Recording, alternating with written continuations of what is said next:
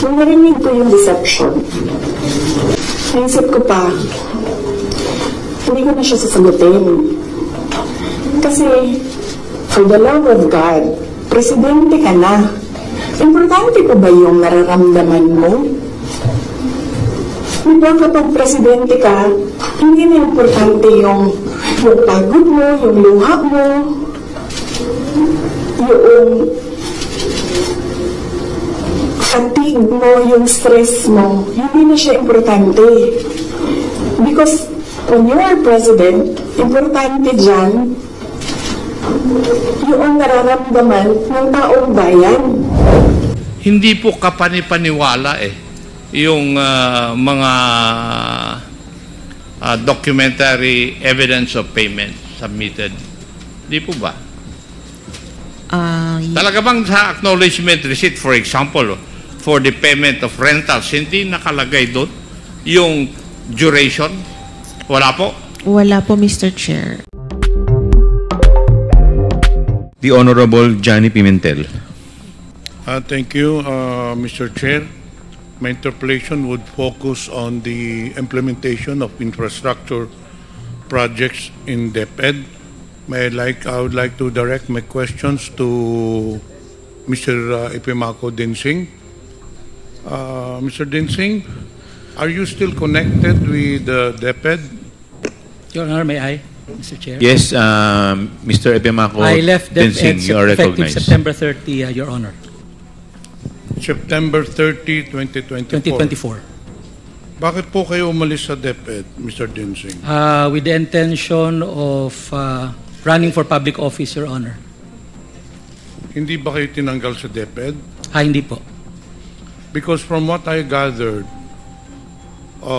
you were made to submit a courtesy resignation. Opo, ahead. Yes, Opo. you did. Opo. And your courtesy resignation was accepted.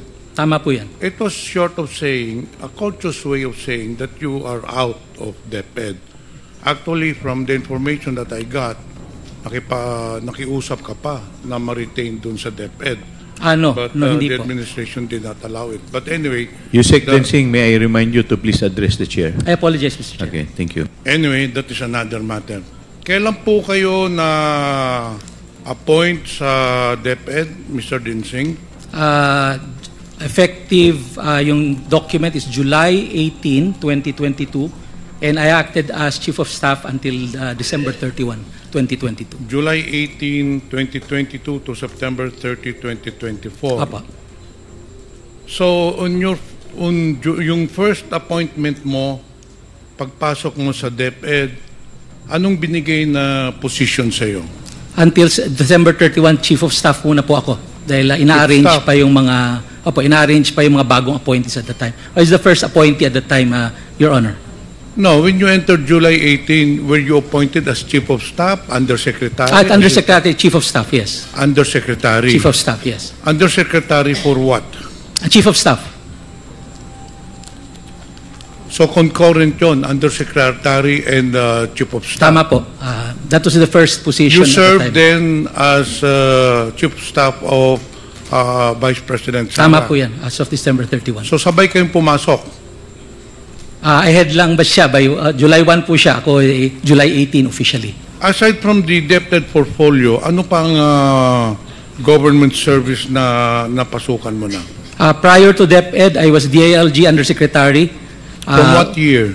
From 2018 to 2022, and I entered DILG as Assistant Secretary for Plans and Programs from 2016 to 2018. Prior to DILG appointment, I was from the private sector, Your Honor. so in short, as a government public servant, you only served as DILG Assistant Secretary and DepEd Undersecretary. Tama po yan. 8 years in total, Your Honor. Aside from being a Chief of Staff, ano pa bang ang designation sa inyo? Nung first 6 months po, in office, yun lang po. Then when the Matatag agenda was formulated, the form reform areas included infrastructure. So by January 31, during the basic education report, I was announced to take care of the infrastructure strand, newly created, Your Honor. So what does that cover? You were in charge of the school infrastructure and facilities. Tama po yun. Is this a division or the department? Or a program? Ano bang ibig sabihin nitong It's school? a strand, Your Honor, like the curriculum and teaching strand, like the administration strand. So it's a policy level position, Your Honor. So what covers, anong mandato mo dito sa school infrastructure and facilities? It's to create policy on how infrastructure should be made, creating the long-term strategic direction. Nagkaroon kami ng comprehensive school infrastructure development plan for 2030. Then, coordination with DPWH, because the implementer of the new construction of DepEd is DPWH, not DepEd. Were you involved in the procurement of the school buildings? No, Your Honor. But you were in charge of the allocation of the budget of the school buildings. The identification, Your Honor. We have a committee to do that. And ikaw ang in charge doon sa identification. Ako po ang in charge, pero sabihin, I had a committee created for the identification. Okay. Ano ba ang mga programs doon sa school infrastructure and facilities? So it includes, Your Honor, new construction implemented by the DPWH. Then we have the school furnitures implemented by the regional offices. And we have the last mile school, electrification, water systems, and implemented by the division offices. So if you started in 2022, in short, you handled the budget for 2023 and also for 2024, hindi po ba? For the school buildings. For the 2023 po, hindi po. The school buildings was under the administration strand. So I only took over 2023.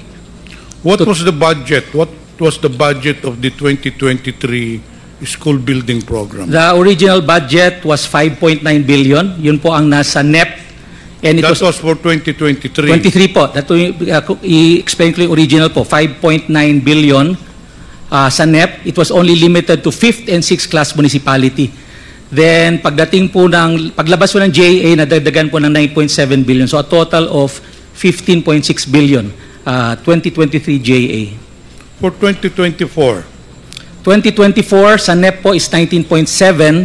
By when the GAA came out, it became 24.7 billion for 2024. So i-cover din ng SIF yung Basic Education Facilities Front Programs, hindi po ba? Opo. Tama po yun. So under din sa'yo yun? Ang alin po yung? Yung BEFF, the Opo. Basic Education When you say Facilities BFF, and that's the Programs. total infrastructure program. But there is a discrepancy. Ang sabi mo kanina, 19.7 billion ang NEP. allocated. NEP.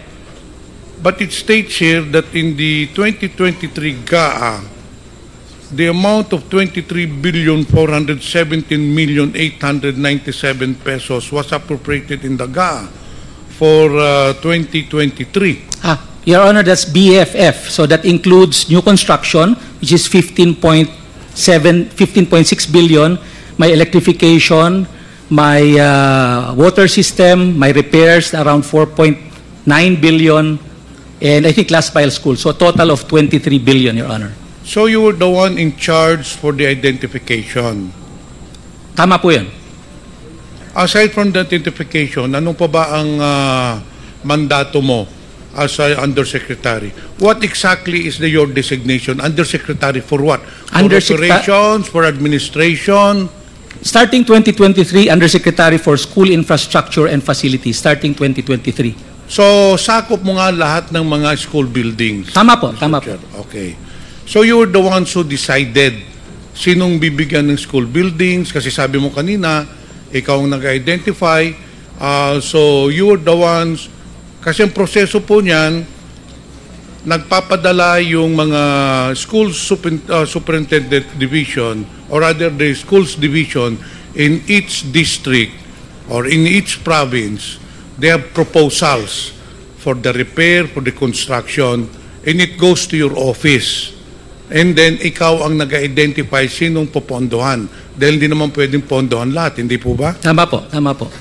Correct. Pero for this purpose, Your Honor, I made sure that it is equitably allocated. That's why in August 4, 2023, we created a National Technical Working Group composed of 4 area managers, members of Education Facilities Division, merong operation strand na outside there's a SIF strand para ho fair ang allocation and based on needs. And there's a criteria. The criteria is 70% should be allocated to those which are in makeshifts, yung talagang walang classroom from the very beginning, and 30% allocated dun sa may shortage, kagaya ng 2 shifts, 3 shifts, yung po shortage po yun. So nakafocus Mr. Chair, po dun. merong committee na nagde-decide Tama po yun. kung sinong bibigyan ng allocation. Opo. Based on the proposed list of the divisions. Hindi Tama po. ba? We assume na validated na rin siya. So in short, ikaw talaga ang nagde-decide kung sinong binibigyan. Once na nagawa na ng listahan ng yung komite, I just accept it at is because I assume that they follow the criteria that we set. But I think you're the one who is really deciding because if I recall, during the budget hearing, Mr. Chair, for 2023, ang pinadala po ni Mr. Dinsing during the party consultations, pinadala ng DepEd during the party consultations, if you remember, for every budget hearings, before the pre-plenary budget hearings, may pinapadala po ng mga representative, in most cases it's the secretary. I recall in 2023, during the budget deliberations, kayo ang pinadala na regarding sa mga school buildings. Tama po yun. I remember that was, I think, 3rd week of August 21 or 22. Tapos at that time, tapos na po yung listahan na ginawa ng National Technical Working Group. I think the list was supposed to be around 15.1 billion. Yun po ang pinresent namin sa consultation. So in short, you really have a big role. You have the big role in identifying and allocating funds for the different divisions with regards to school buildings. Hindi po ba? Tama po, tama po. Ngayon, ang tanong ko, in the 2024 budget or the National Expenditure Program, there was an allocation for Surigao del Sur, in fact, 2 districts. One in the amount of 103 million pesos for, if I'm not mistaken, Tagbina National High School, and another 70 million pesos for Barubon National High School. But unfortunately, in fact, there was already a notice from DepEd to DPWH to conduct the biddings already. However, all of a sudden, the biddings were stopped because accordingly, the funds are not available. Paano po nangyari yun, Mr. Chair? Na nakalagay na nga doon sa National Expenditure Programs, pagdating doon sa 2024, nawala yung budget. Ang nangyari po noon, Mr. Chair, sabi ko nga, meron na identify na 15.1 billion yung National Technical Working Group, which we adopted as is. Yun po ang pinesent namin sa mga ating congressman. But Mr. Chair, it was already included in the NEP. Paano mawawala yun? Ang nangyari po, Mr. Chair, ganito, nung paglabas po ng General Appropriations Bill, yung 19.7 naging 24.7 billion, pero yung 14.7 billion nagkaroon po ng Annex A. In other words, these are the projects identified by the various congressmen. So, yung aming 15.1 nawala. So, since nawala siya, ang una namin ginawa, yung lahat ng may malalaking allocation na 100 million pataas, yun ang una namin kinat para ma-allocate sa mga maliliit. So, yung aming 15.1 at the time naging 5.8 billion na lamang, lumiit po ng husto. So, Mr. Chair, in short, you took it upon yourself to cut the budget without notifying the congressmen. Sabi mo kanina, may mga identification mga congressmen. You took it upon yourself, being the head of the SIF, to cut the budgets of the different proposed school buildings. Ganun ba? That was because there's no more budget in the General Appropriations Bill. We had to cut for that everybody will also be allocated. So how did you decide, Mr. Chair, kung anong kapuputuli, anong tatanggalin doon, anong bibigyan? Well, ang decision lang muna is tanggalin yung mga malalaki, which is yung mga 100 million pataas, 80 million taas. Because, Mr. Chair, as I already mentioned, the policy was really to go multi-story kasi wala na pong buildable space, kaya medyo malalaki po yung ating building ngayon to maximize buildable space. So, yun po ang nauna.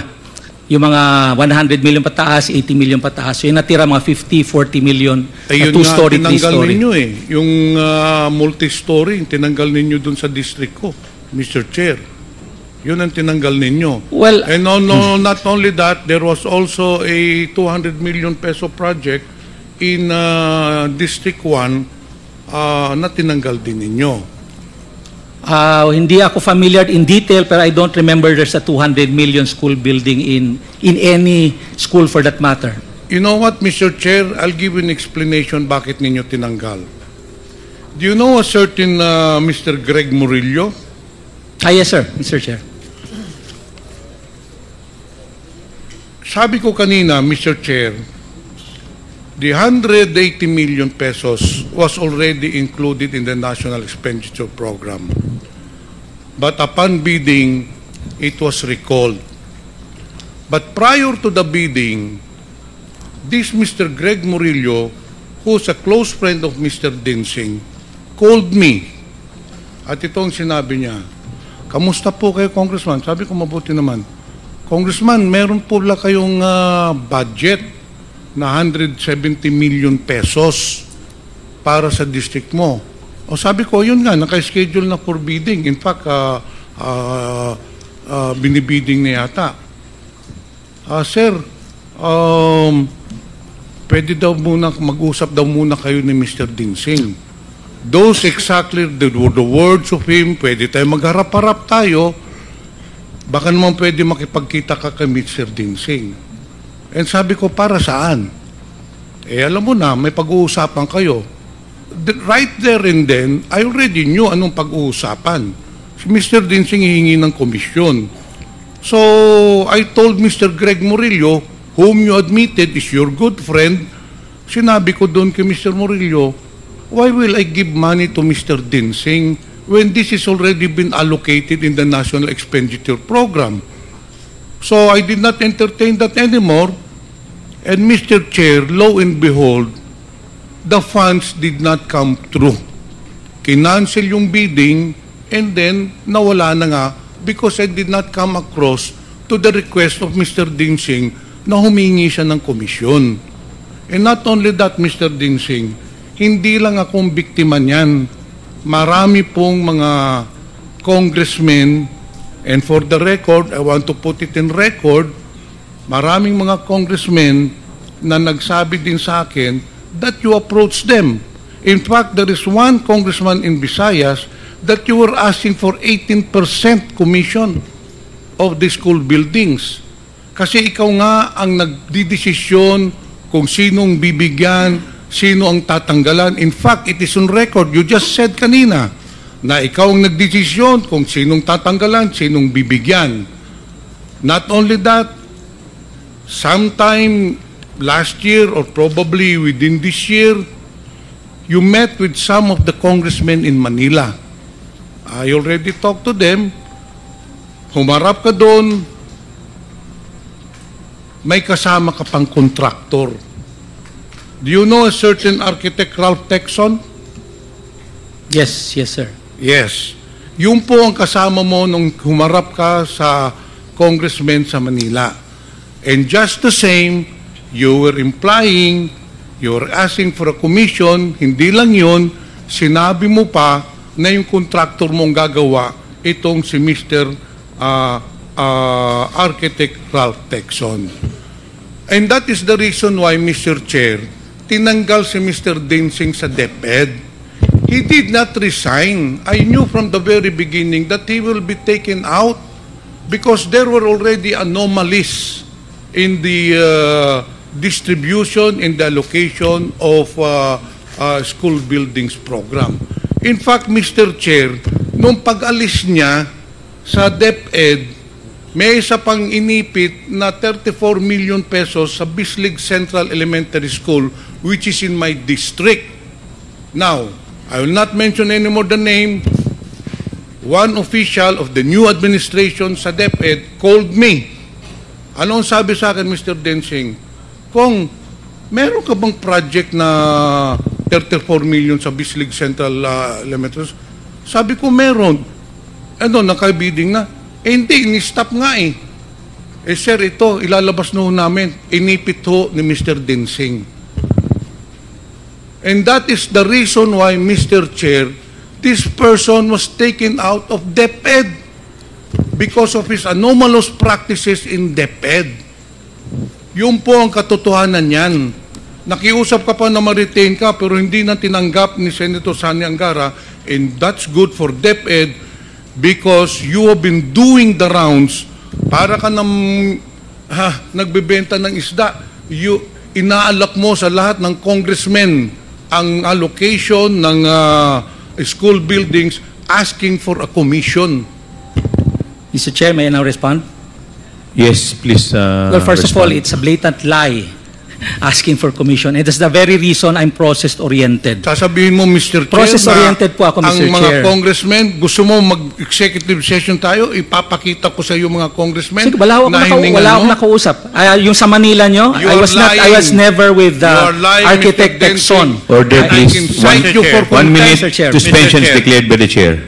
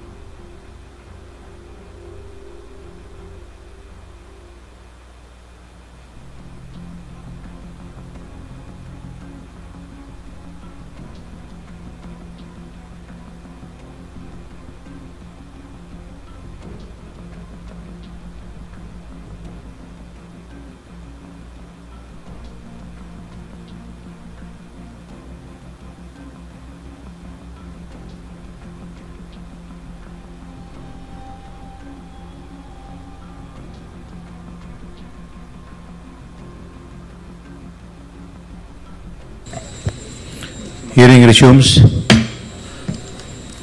Mr. Chair, Congressman Johnny Pimentel. it would be useless for this representation to ask further questions to the resource person because he's a pathological liar. What I will do, Mr. Chair, is gather more evidences to prove that what I am saying is true, that Mr. Ipimako Densing is a very corrupt person.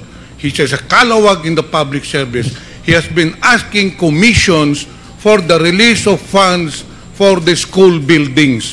Papatunayan ko po yan sa next hearing. I'll gather more informations. Ito palang sasabihin ko sa iyo, Mr. Dinsing. Dapat wag ka nang bumalik sa gobyerno. The government does not need your kind. You are a very corrupt person making your position to your advantage. Yun lang po, Mr. Chair. Thank you. We will now proceed to the next interpellator. The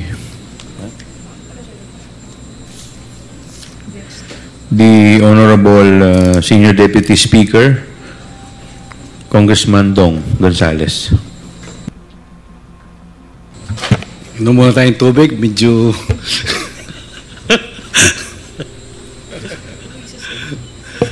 Anyway, magandang tanghali po sa ating lahat.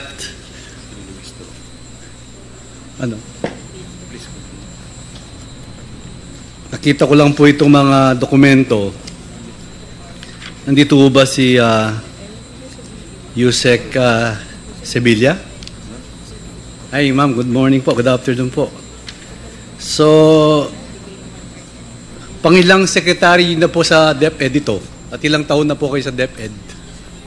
Magandang hapon po, Mr. Chair. Your Honor, I have been with the Department of Education for more than 8 years, and I have served for 3 secretaries already. So, who are those 3 secretaries, ma'am? Your Honor, the first one is Secretary Liling Briones. The second one is BP Sara Duterte, and recent po ngayon si Secretary Sani Angara. So, are you the USEC for Finance, if I'm not mistaken, ma'am? Yes, that's true po, Your Honor. So, bilang Undersecretary for Finance, so you're one of the crafting of the budget of the Department of Education at tumutulong po kayo sa fiscal year na dumarating. So, tama ho yun, USEC? Yes, Your Honor, that's true. Well, nakita ko lang po dito, Madam Yusek, kung maari po, kanino po kayo nakikipag-coordinate pag piniprepare nyo yung budget? Your Honor, for the budget proposal, ang una po nating iintayin is the budget call of the Department of Budget and Management. So mag-i-issue po sila ng priorities, programs ng ating national government. Kasama na po doon yung mga templates, forms, conditions, criteria. And then, yun po ay gagawin natin internally sa DepEd para ma-orient po lahat ng opisina natin na ito yung magiging trust or ito yung direction ng national government. So, within DepEd, nakipag-coordinate po kami sa colleagues or undersecretaries, assistant secretaries, regional directors para po pag nagawa tayo ng budget proposal, ito po ay talagang galing doon sa pangangailangan ng opisina. And proposing amount per line item, of course, you have the basis, the expenditure of the preceding fiscal year. Yun po ang palakad ng ating departamento. Tama ho ba yun? Kasama po sa budget call ng Department of Budget and Management yung tinatawag na Tier 1. Tier 1, ibig sabihin, i-continue nyo yung operation na lagi pong kailangan ng ahensya. So, Tier 1 po yung mga regular programs. Tama po, Your Honor. Madam Yusek, during the preparation of your budget, like for example, so to speak, this fiscal year 2023, did you propose a line item on confidential funds, ma'am? For 2023, we submitted in 2022. Ang submission po natin officially is May of 2022. So, wala po doon sa proposal namin yung confidential fund. So, kailan po nyo na ipasok yung confidential funds?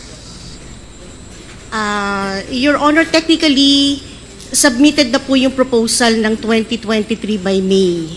And then, pagdating ng July, August, may bagong administration. So, ang DBM po ay sumulat sa atin to confirm yung proposal na sinabmit noong May. Now, nung pong sinabmit namin yung proposal for 2023 in August, wala naman pong nakalagay na linya na confidential fund sa proposal, pero nung lumabas po yung NEP, National Expenditure Program, meron na pong nakalagay doon na confidential expense at 150 million. So, Yusek, do you confirm that this was the first time that DepEd proposed an item of confidential funds, ma'am? Yes, Your Honor. First time po sa Department of Education na magkaroon ng confidential So, kailan po yun naipasok? That was 2023? National Expenditure Program, NEP 2023 po. So, how the amount determined? Paano determine? At paano nyo nilalagay sa line item? Did you enter in the budget of DepEd? And then, what's the cost of this insertion, ma'am? Ano ang formula to put it as a line item of DCF? Respectfully, Your Honor, I would like to defer to DBM, to the Department of Budget and Management, kasi sila na po yung nagpasok nung line item na confidential funds sa NEP. If I may, Your Honor. Yes, Mr. Chair. Mr. Chairman. Mr. Chair, I know that this point has been repeated over and over again, but I invite everyone to another angle here. The amount of confidential funds that the DepEd would have appears to have been arbitrarily set, and would appear that it was arbitrarily set by the former Secretary and now Vice President.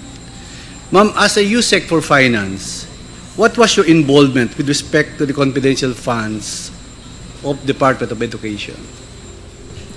When it was already, Your Honor, when it was already included in the GAA of 2023, our role will be to process and release the fund in compliance with the joint circular on the confidential fund. So, in your recollection, ma'am, in the year 2023, how many checks did you sign for the confidential fund? Per the provision of the joint circular, allowed po kami na mag-issue ng cash advance for 3 months. So per quarter. At 3 po yung cheque na na-issue po namin for the first, second, and third quarters of 2023, Your Honor. So meaning to say, 12 months divided by 4, that is equivalent to 3 months. Yes, Your Honor. Tatlong tig 37.5 yung in-issue niyo po. That's correct, Your Honor. So, ilang signatories po sa cheque ang pumipirma pag yung cheque for the CF, Madam Yusek? The same with regular funds po, ang template ng ating cheque ay 2 ang magsasign.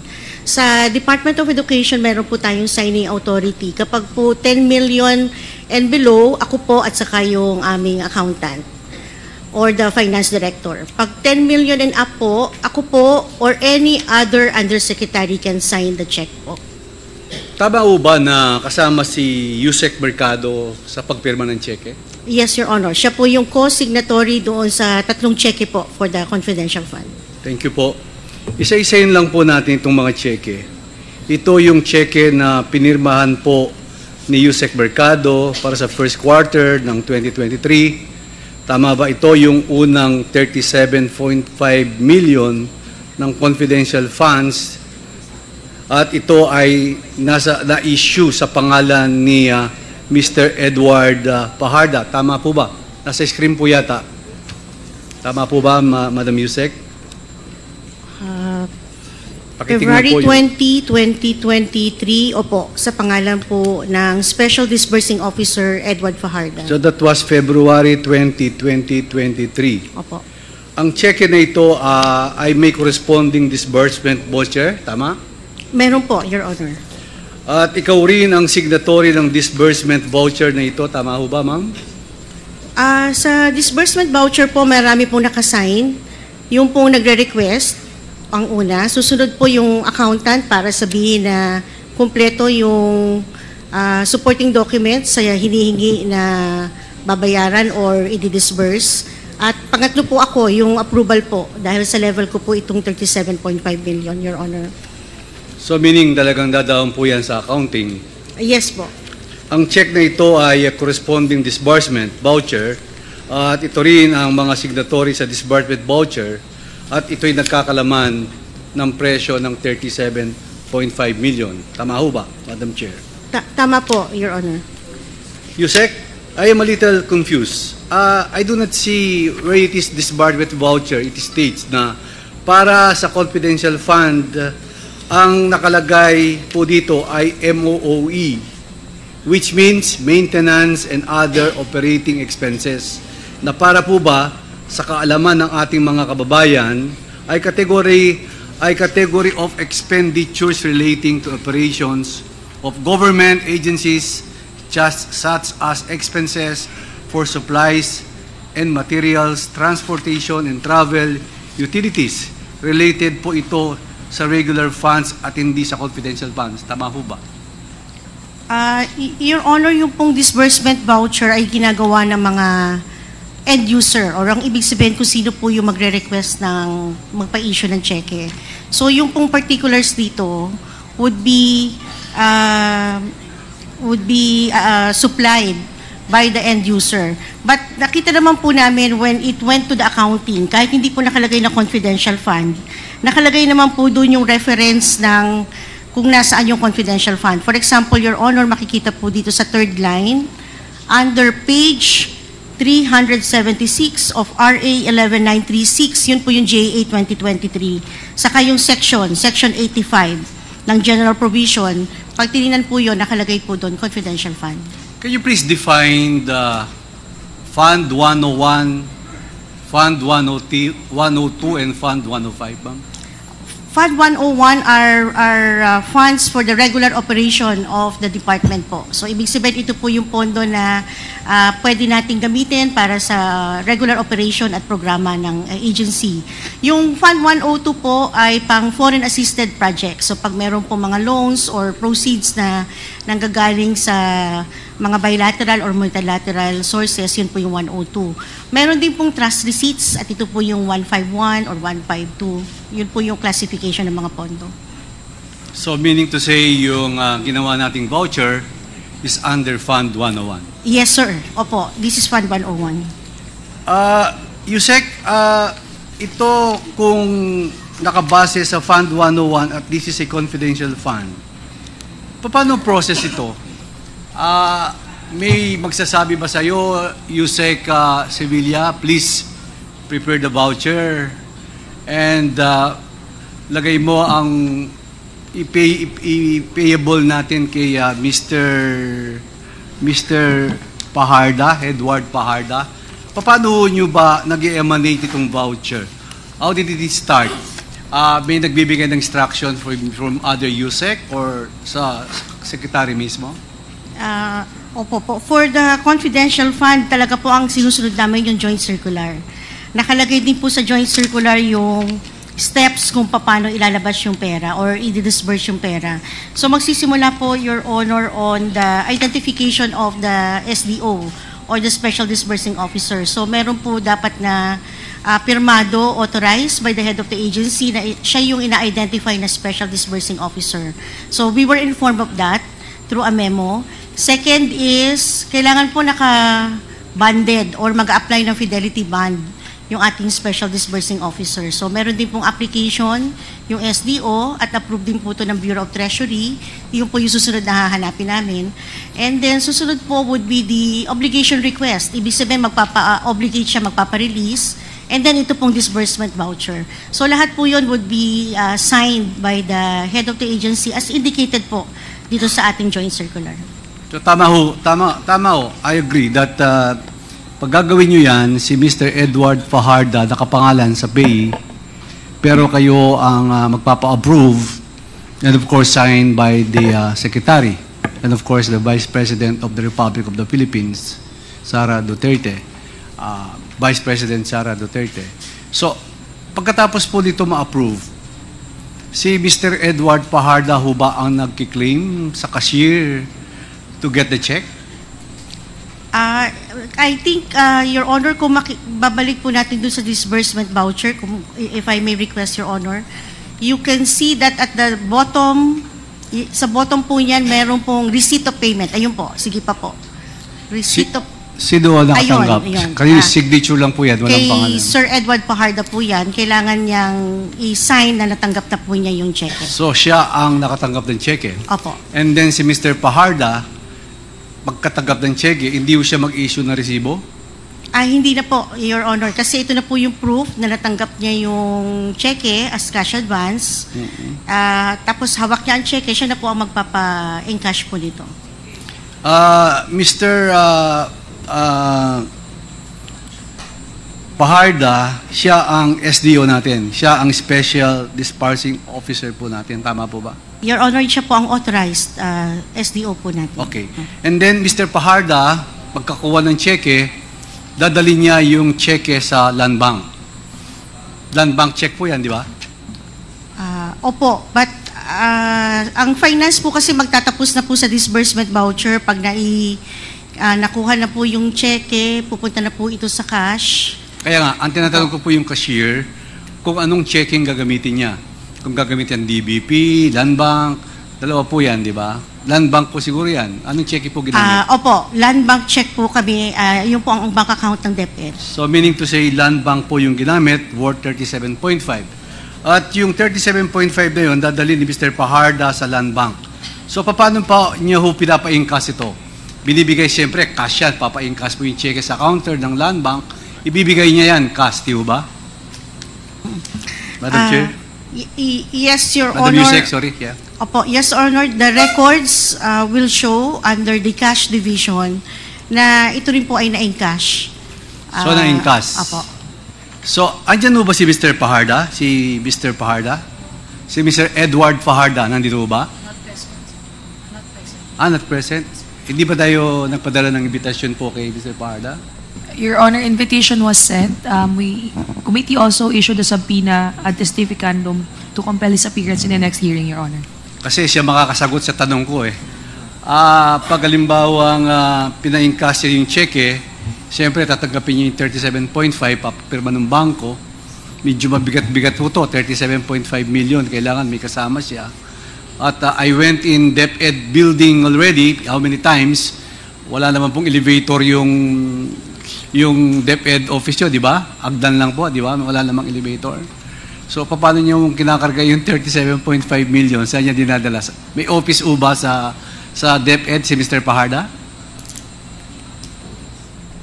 Opo, may opisina po siya, executive assistant po siya under the office of the secretary, but I wouldn't know po the circumstances after po ng issuance ng check ng finance. So, hindi ko po, apologies po, hindi ko ba ko-confirm or masasagot kung paano po to na-encash o nadadala. So, medyo mabigat-bigat po to kung 3 beses kayo nag-issue ng 37.5 na 3 cheque, 3 beses niya kinargaan yung 37.5 million from Land Bank, from his office in DepEd, dumadaan siya ng hagdan. Tama po ba, Madam Yusek? Your Honor, hindi ko ma-confirm kasi wala si... Your Honor po. Pasensya na po. Well, anyway, at least po, itong 3 cheque, 3 voucher, signed by the Secretary, signed by the 2 Yusecs, yung voucher at pinirmahan po itong cheque, ay katunayan po at natanggap po itong 37.5 times 3, that is equivalent to 112.5 million total ang natanggap na 3 cheque ni Mr. Paharda. So, Madam Sibilia, sa pagkaintindi ko, sa sort of programs being done in confidential funds came in, and the difference, the difference before was that the military that was administering the program, am I correct? Ang military po ang binibigay ni Mr. Paharda sa mga military para sa mga programa ng ating ibang programa ng DepEd? Unfortunately, Mr. Chair, I have no knowledge on the utilization of the fund kasi hindi po talaga kasama na ang finance sa pag-utilize. In fact, pati po yung liquidation at saka reporting, hindi po yan pupunta sa DepEd. Wala pong record na makikita sa accounting or budget on the utilization or liquidation. Ang bibigay po sa amin para makuha yung susunod na tranche ng cheque is the proof na nasubmit ang report sa Commission on Audit na ICFAO, yung pong sa opisina nila. Ang ibibigay po sa amin would be the cover letter na na-receive ng ICFAO, yung utilization report and the liquidation. Pag po nabigyan kami ng kopya na yon, pwede nang i-process yung susunod na tranches po, Your Honor. So if there is a specific department under the Department of Education that is in charge with expenditure confidential funds, how about the Operations Department? May alam po ba kayo doon? Sa confidential funds? Kung kanino nila, sino ang USEC of Operations ng fiscal year 2023 para doon sa confidential funds at kanino nila binibigay? I honestly do not know how to answer that, Your Honor. Kung USEC for operation ng regular mandate ng DepEd, may USEC po for operation. Pero kung who is in charge of the operations for the confidential fund, hindi po yan, hindi kami aware or hindi yan dinidiscuss sa amin sa regular meetings ng mga undersecretaries. Ma'am, are you familiar with the National Task Force to End Local Communist Armed Conflict or the NTF-ELCAC? Party po ba ng NTF-ELCAC ang DepEd? Tama po ba, Madam Yusek? And this NTF-ELCAC has been existing since 2018? Tama po ba, Madam Yusek?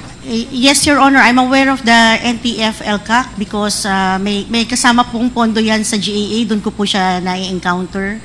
I am also aware during the time of Secretary Liling Briones, ay member po siya ng NTF-ELCAC. And I remember, including our former VP Secretary, I am just confirming from our Chief of Staff before, yes po, kasama daw po ang DepEd sa NTF-ELCAC din. Sa pagkakaalam nyo, Yusek, ano ang role ng NTF-ELCAC? Hindi po ba ito ang related doon sa 4 na programa ng kung saan ginagamit ang confidential fund ng DepEd? Madam Chair? Madam Yusek, sorry. Your Honor, as far as yung pong budget ng DepEd na regular is concerned, wala po kaming ginagastos for NTF-ELCAC. Yun po ang pwede kong masagot. Pero kung ano po yung role ng DepEd Secretary sa NTF-ELCAC, hindi po kasi ako involved. I was never called or present in any meeting na dinidiscuss po ang NTF-ELCAC matters.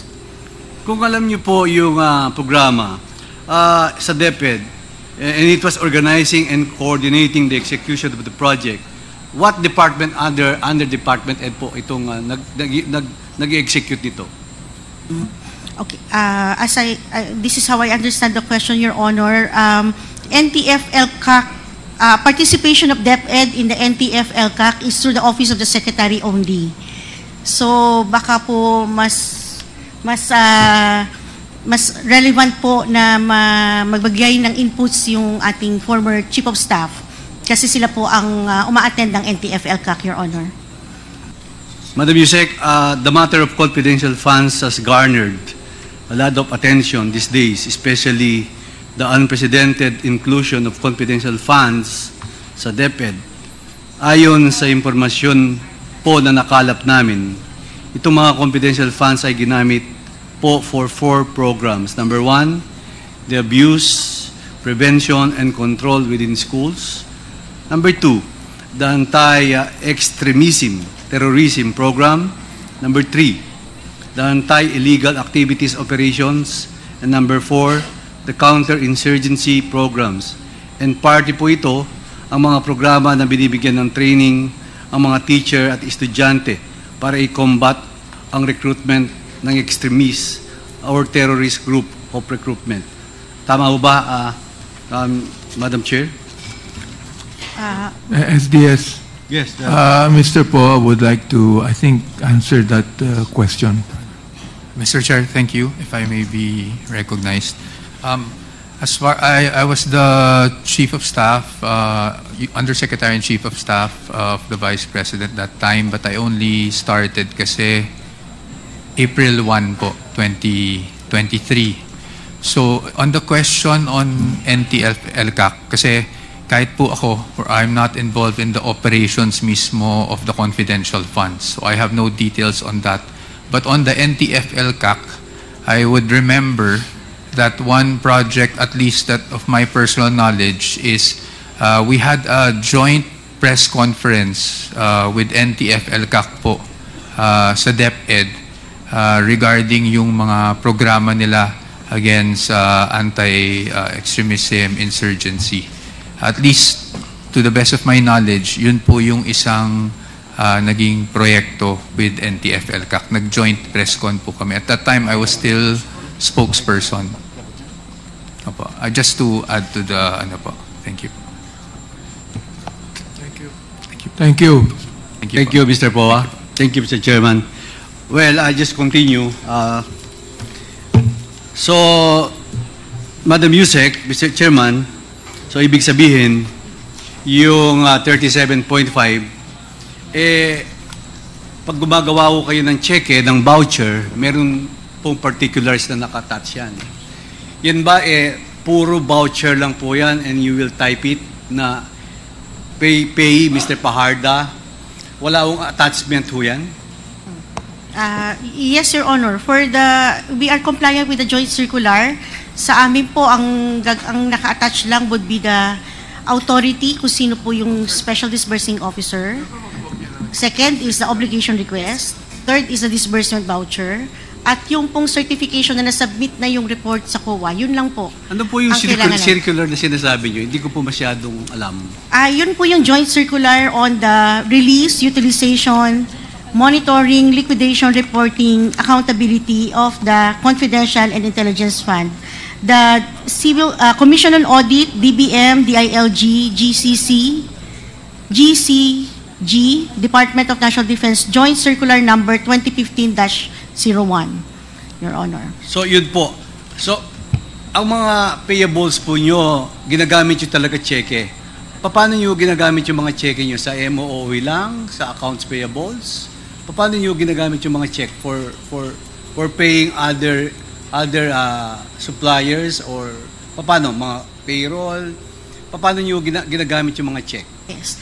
Tama po, Your Honor. The checks are used for all programs and projects and activities. So, pwede pong MOE, pwede rin pong payroll sa sweldo, pwede po sa supplier, pwede sa contractor.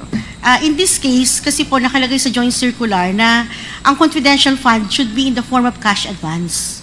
Yeah. So, pag cash advance, cheque po talaga ang dapat na ilabas under the name of the authorized special disbursing officer. So, yun po yung procedure na sinusunod namin based on the COA policy. Sinabidyo na po ba yung mga attachment ng 37.5 kung saan ginamit yun? Wala po kaming copy noon, Your Honor. Ang magre-report po kung saan siya ginamit would be the special disbursing officer and the head of agency. At ito po ay sinasubmit sa COA chairman through the ICPAO. Yun po yung opisina. So, ang talagang makakasagot dito is Mr. Paharda? Yes, Your Kasi Honor. Kasi siyang disbursement officer. Opo, Tama ho ba? Tama po, Your Honor.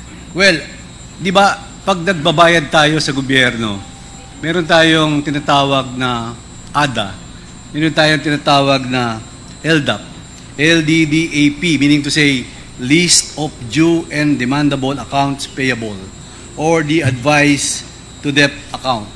Hindi mo pwedeng i-apply yan na i-deposit mo na lang as ADA yung 37.5 million. Bakit cheque pa ginagamit natin?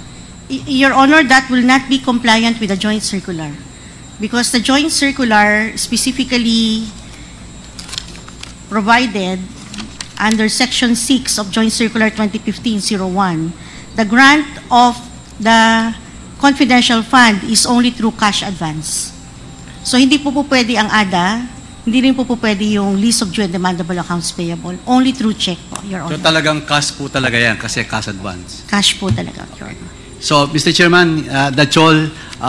And the summary of my interpellation, Yusek Sevilla prepare a check, prepare the voucher, and sign the check by Yusek Sevilla and Yusek Mercado, and received by a certain the SDO, Mr. Paharda.